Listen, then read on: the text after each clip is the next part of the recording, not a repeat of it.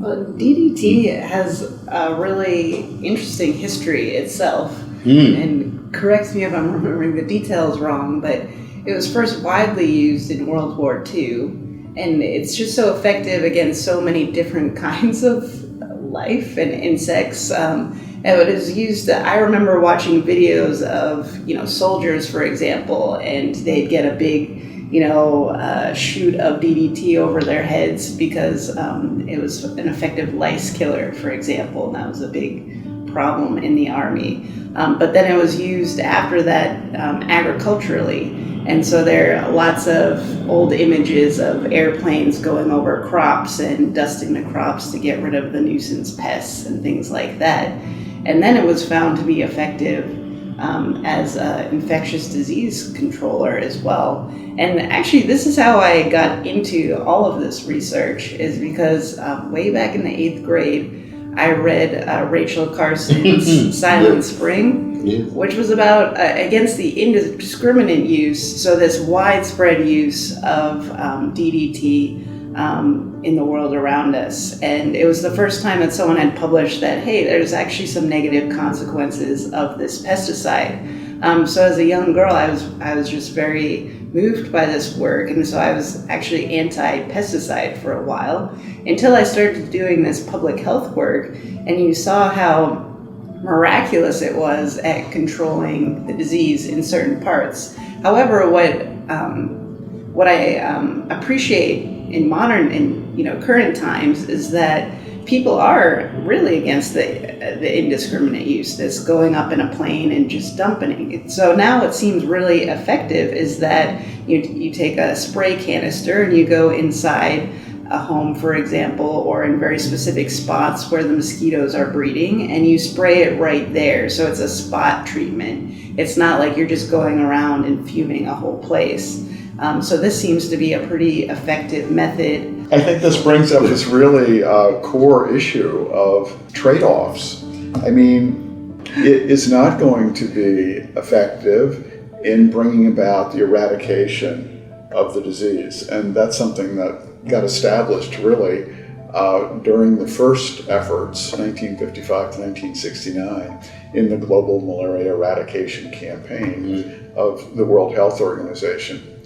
And it seems also to be the case that the repeated use of DDT or some of the other synthetic insecticides has diminishing utility. Yes.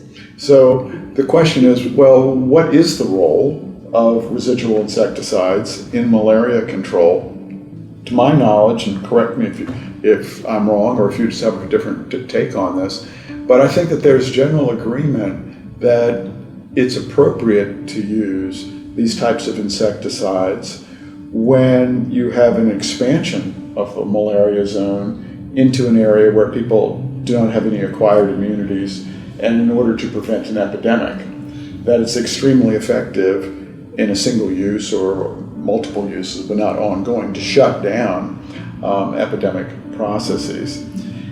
In some other areas, and I think this is true like in the low veld between Zimbabwe and Mozambique, you have a program of repeated use of residual insecticides simply to control, with the understanding that there will be diminished efficacy, but with the idea that it may be possible to rotate different classes of insecticides and to slow down and prevent.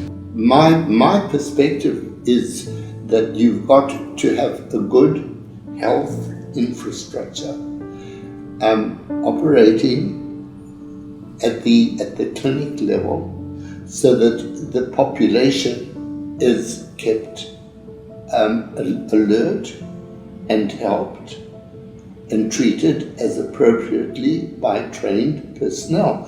This is how we will control malaria, and this is actually being done in certain parts of the world, but there are plenty of other places where there just is not a good health infrastructure working at that level.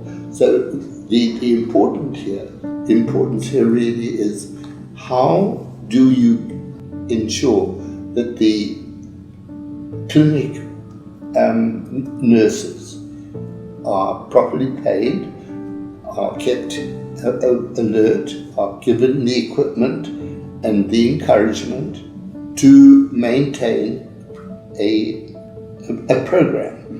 And this is how we will keep it under control, is public health.